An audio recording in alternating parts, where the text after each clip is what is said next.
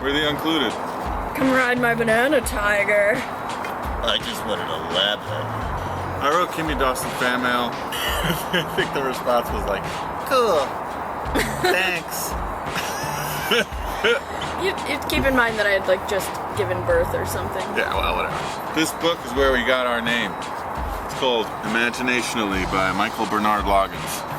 It's a dictionary of words this man made up. One of the words, which happens to be, do you know where it is? It's alphabetical. Oh! Unclude. Keeping things that you don't appreciate out of your life.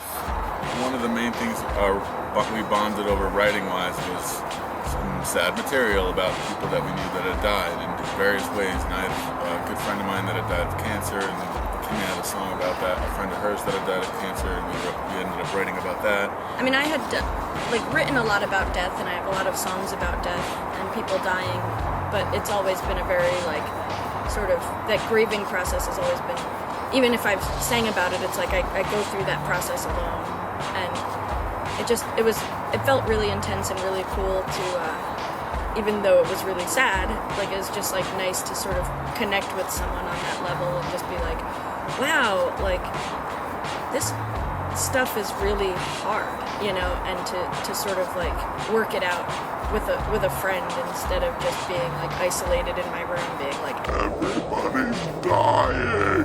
I just realized so much of the stuff I was writing I had never said out loud, or to somebody or to myself even. It was just thoughts that have been swimming around in my head for a while.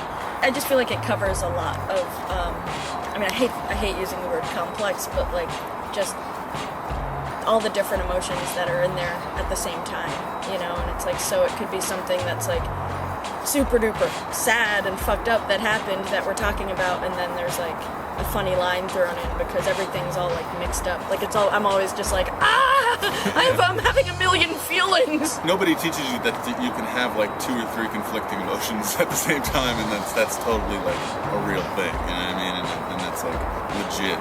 An example that always stuck with me, it was kind of a big turning point in my life, was hearing about this was years ago when Weird Al's parents both died of carbon monoxide poisoning at the same time, and there was this whole uproar that he didn't cancel his tour, and he was just I'm gonna sit home alone in this grief place when the worst thing that could ever happen just happened, and my happy place is being on the road and making people smile and laughing, but it was everybody wanted him to just be in this complete darkness, with this thing that had happened, and I was just yeah, fuck that.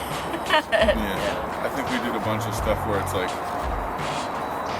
instead of saying this is the subject of the song and this is the moral or the answer, a lot of it is just this is the subject, and then the lyrics are just figuring out how to feel about it, and you hear out loud the process of just going through your head and tripping out over these feelings, and then maybe there's not even a conclusion, because really, is there a conclusion?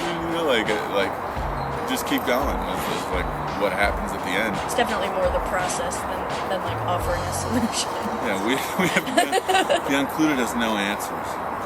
You can watch us work it out. Try to work it out. Hey, you want to see 2 crazy people try to figure out what the fuck's going on every day?